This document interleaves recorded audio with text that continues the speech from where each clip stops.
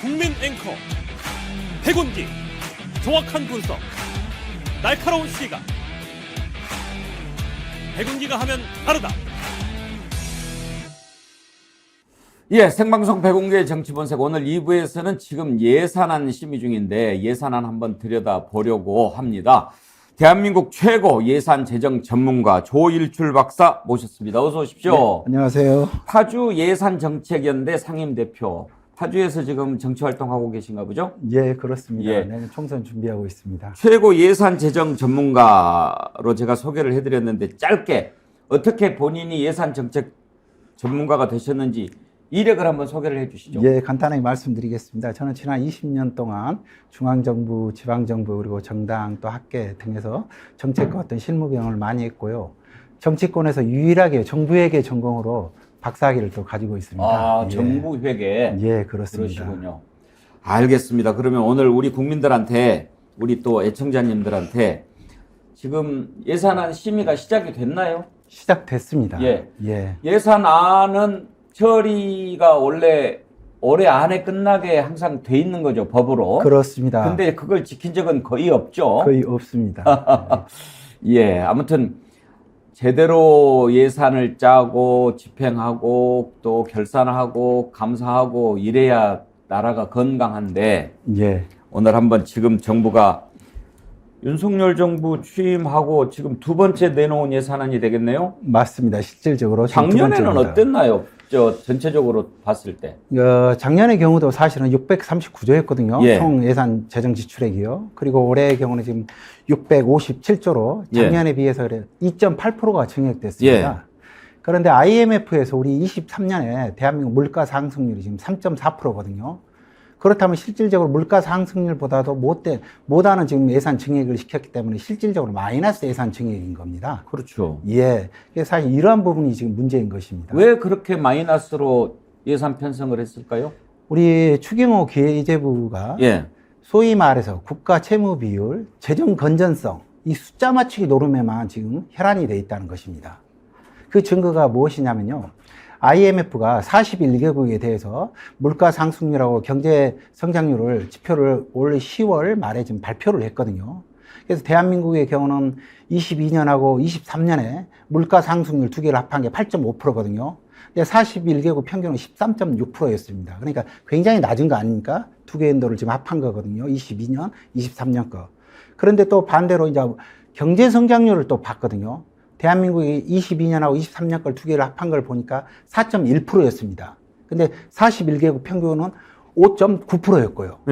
그러니까 다시 정리를 해드리자면 물가 상승률은 다른 상대국들에 비해서 굉장히 안정적이고 경제 성장률은 굉장히 못 미쳤다는 거죠. 그런데도 불구하고 추경호 기재부는 긴축재정, 쉽게 말하면 재정 건전성을 예. 이유로 돈을 지금 꽉 가두겠다는 것입니다. 심지어 우리 윤석열 대통령도 국회 와서 시정연설에서 물가 상승을 잡기 위해서 긴축재정을 하겠다고 그랬거든요. 그런데 OECD 국가들 중에서 정부 재정 지출 비율이 38.1% 최하위권에 속합니다. 민생이 어렵고 그러면 사실 정부의 예산을 통해서 마중물 역할을 해줘야 되지 않겠습니까? 예. 그런데 지금 추경호 기재부는 국가 채무 비율과 재정 건전성, 숫자 맞추기에만 혈안이 돼 있는 것이죠. 그러니까 이제 왜 그러는 줄은 저도 이제 짐작이 갑니다. 워낙 지금 윤석열 정부가 그전에 문재인 정부에 대해서 퍼주기 정권이었니 뭐 이런 식으로 비난하지 않았습니까? 포퓰리즘 정부였다고. 예. 그렇기 때문에 이제 우리는 그렇게 안 한다. 퍼주기 안 한다. 그리고 누가 뭐라고 하든 건전하게 가져갈 거다. 심지어 뭐 우리가 그런 이야기로 하지도 않았는데 뭐 탄핵할 테면 해라. 누가 그거 가지고 탄핵하자고 한 거예요? 다른 거 가지고 얘기하는 거지. 탄핵할 게 뭐 한두 가지가 아닙니다만. 그런데 포퓰리즘 정부라고 비난하면서 이렇게 했는데 그러면 지금 이번에 윤석열 정부가 내놓은 예산안은 포퓰리즘은 하나도 없습니까?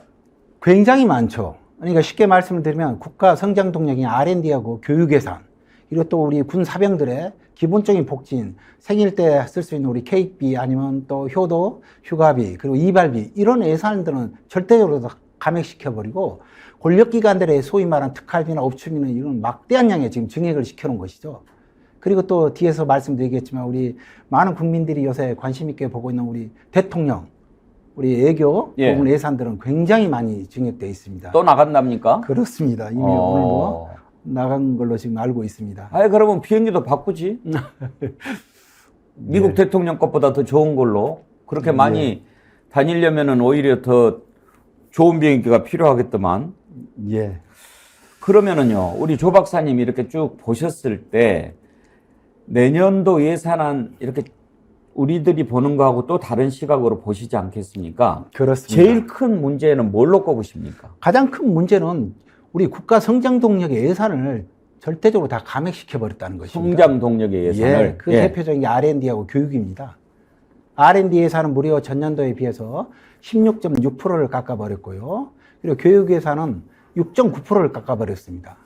그러면서 한편으로 대통령 순방과 관련된 외교는 무려 27%를 지금 증액을 시켜놨거든요. 27%나요? 예, 그는 외교 관련 예산만 그러면 먼저 한번 좀 들여다볼까요? 표를 한번 보여주십시오. 예. 외교부 총 예산이 3조 2,500억에서 4조 1,300억. 예. 8,800억이나 증가가 됐네요? 전년도 비해서 27%나 증액된 겁니다. 예. 이렇게 27% 증액되는 건 세 번째 도표입니다. 지금 그 표 말고요. 예. 예. 다음 도표 이렇게 보여주시면 됩니다. 예, 예, 예. 이거 한번 보면서 설명을 한번 예. 들어보죠. 그러니까 올해 24년에 외교부 지금 일반회계 총 예산이 4조 1,300억 원이거든요. 전년에 비해서 무려 8,800억 원, 27%나 증가됐습니다.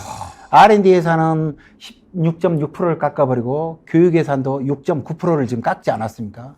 아마 이렇게 27%가 증액된 건 역대 최고일 겁니다. 아니, 건전 재정한다면서 본인 나가는 것은 이렇게 예산을 늘렸단 말이에요? 그렇습니다. 지금 예산이 문제가 되는 게 뭐냐면 이게 말입니까? 막걸리입니까? 민생과 관련된 예산들은 절대적으로 감액시키고 권력기관이나 대통령과 관련된 예산은 절대적으로 좀 증액시켰다는 게 지금 문제인 것입니다.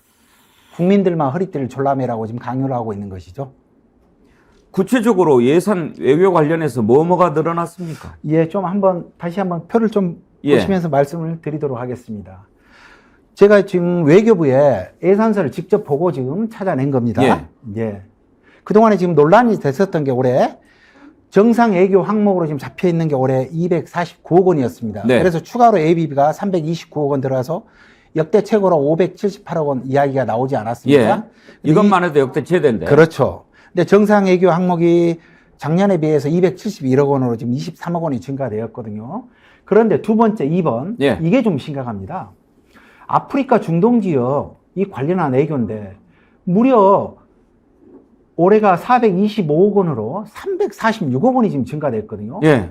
근데 올해 지금 347억 원이 아프리카 정상 외교로 지금 잡혀 있습니다. 내년에. 예, 24년에. 예. 그리고 재단에 출연한 게 45억 원, 그리고 교류협력 강화로 지금 33억 원에서 총 그러니까 425억 원이 지금 잡혀 있거든요. 아프리카에 왜 이렇게 신경을 쓰겠다는 그러니까 겁니까? 상당히 지금 심도 있게 우리 민주당 입장이나 국민들이 눈에 좀 쌍불을 켜고 좀 봐야 되는 항목입니다.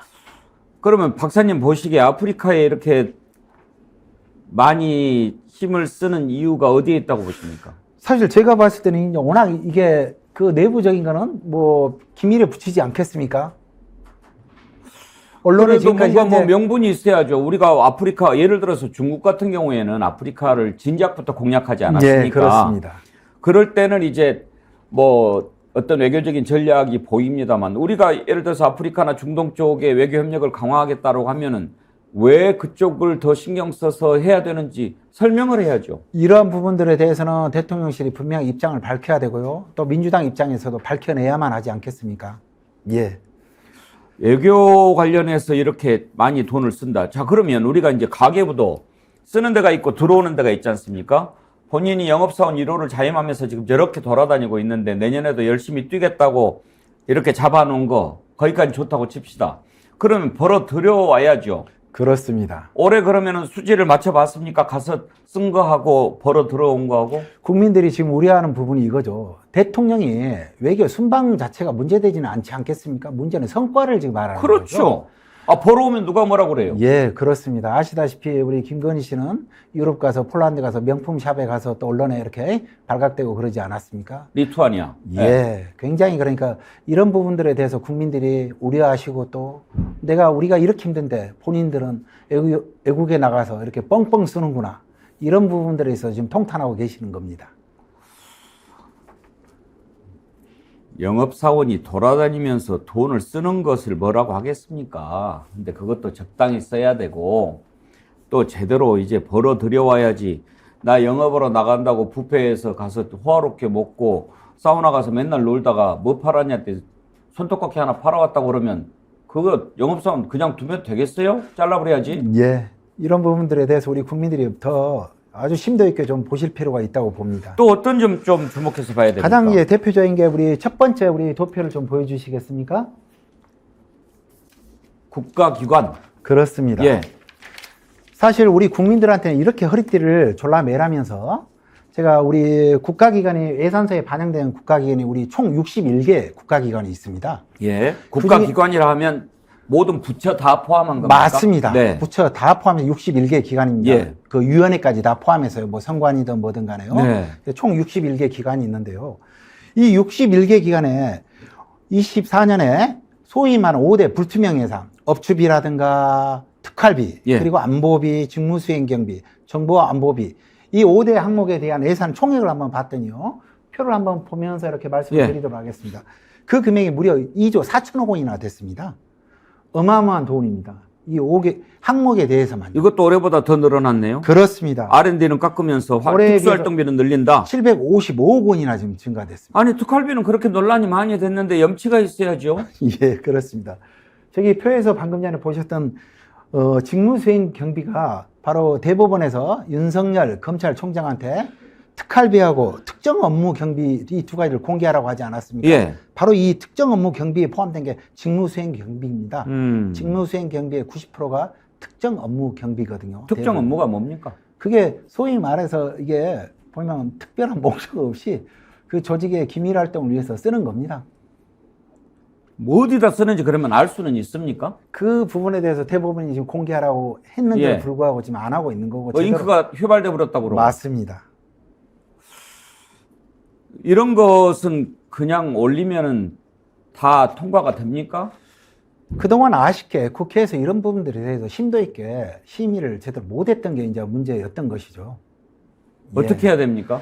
이런 부분에 대해서 이제 좀 개선이 되려면 제도적 개선이 좀 필요합니다. 예결위가 지금 임시 비상설이지 않습니까? 예. 그래서 예산결산위원회가 반드시 상설화가 돼야만 되는 것이죠. 예.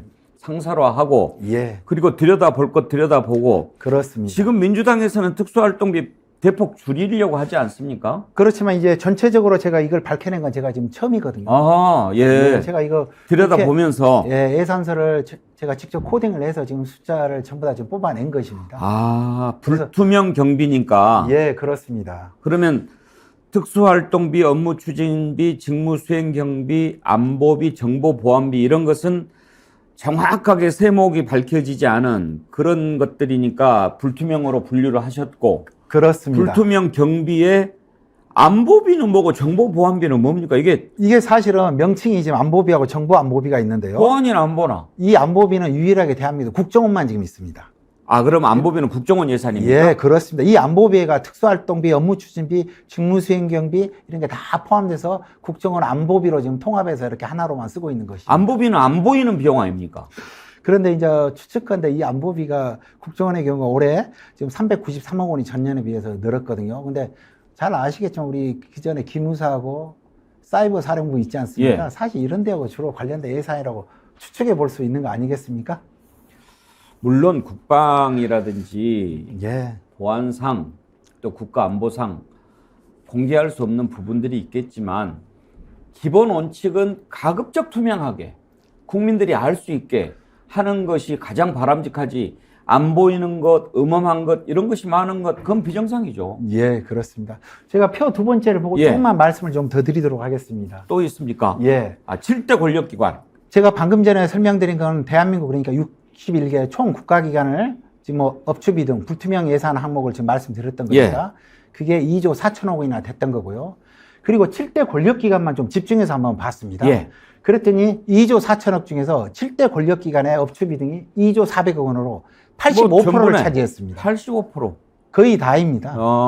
권력기관 쪽에 다 몰아줬군요. 그렇습니다. 이게 윤석열 정부 24년 예산의 가장 큰 특징입니다. 민낯이네요. 예, 그렇습니다. 이 부분도 제가 처음으로 지금 정리를 해서 예. 우리 시청자분들한테 지금 이렇게 알려드리는 것입니다. 그럼 구체적으로 한번 볼까요? 대통령실 같은 경우에 지금 올해 327억 원입니다. 예, 전년에 비해서 그러니까 지금 이 부분도 상당히 많이 늘었고요. 두 번째 재미난 게 지금 법무부인데요. 예. 법무부 예산이 뒤에 보면 정보안보비라는 게 있습니다. 42억 원. 예.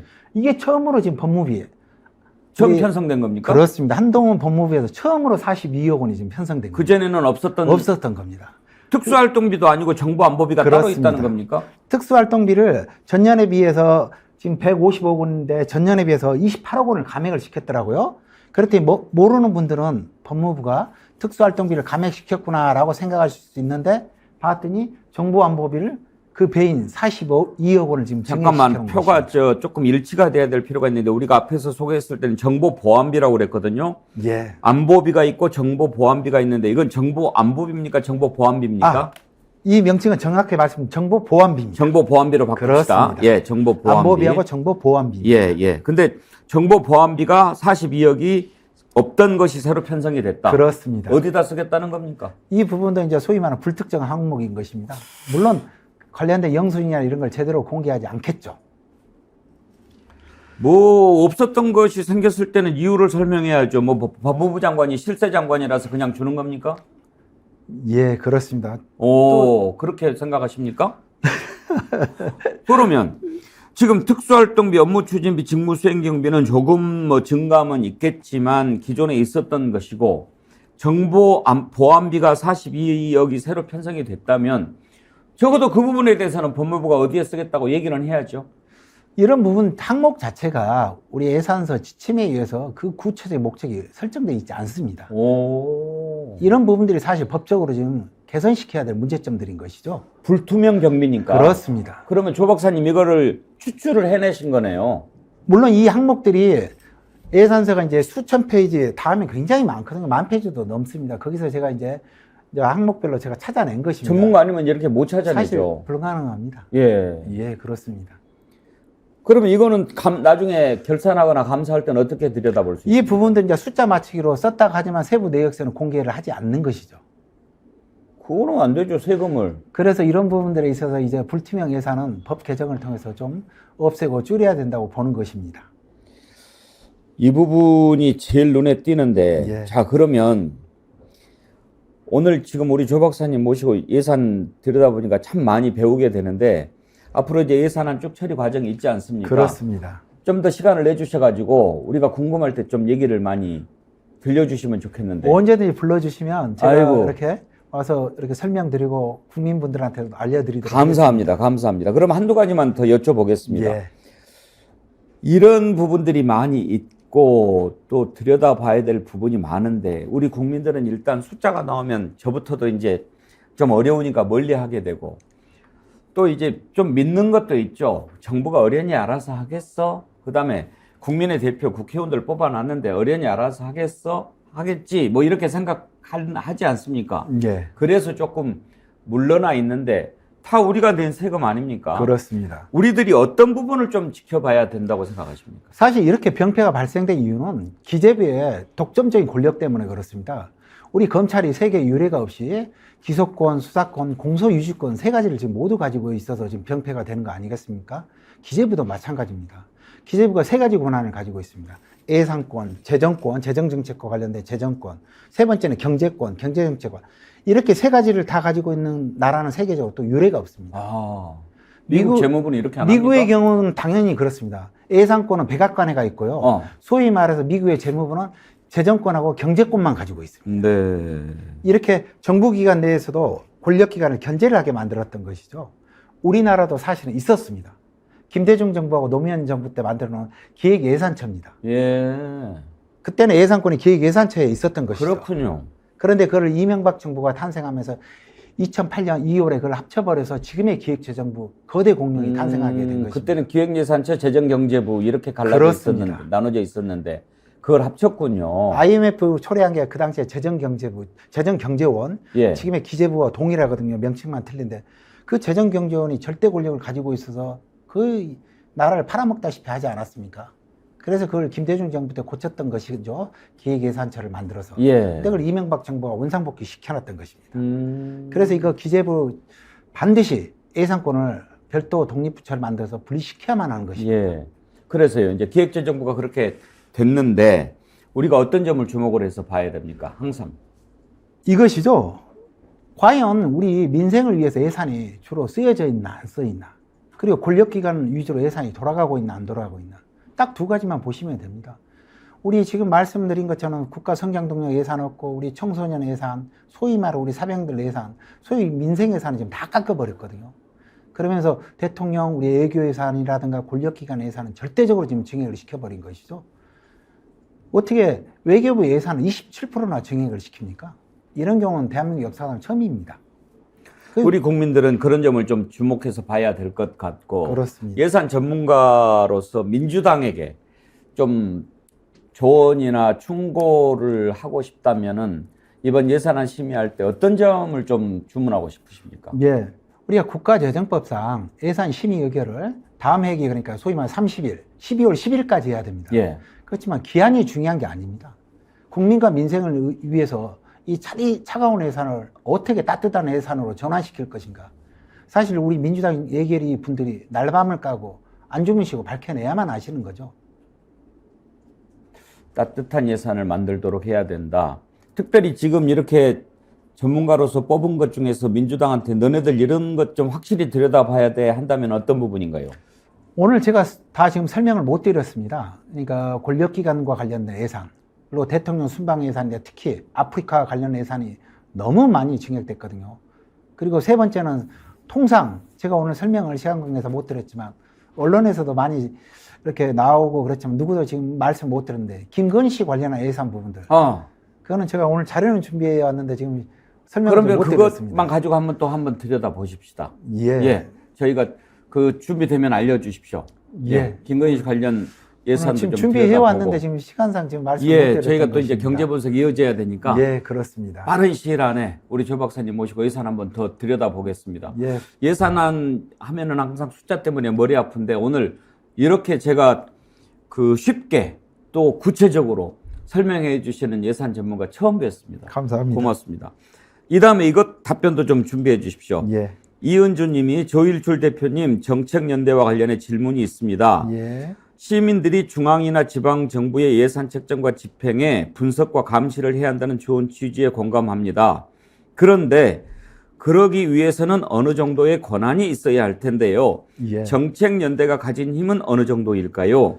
그리고 그 뜻을 펼치고 발휘하는 방식에는 무엇이 있을까요?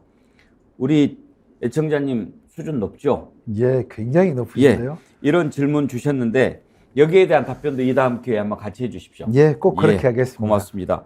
21도 한라사님, 따뜻한 예산 참 좋은 말입니다. 뭉클합니다.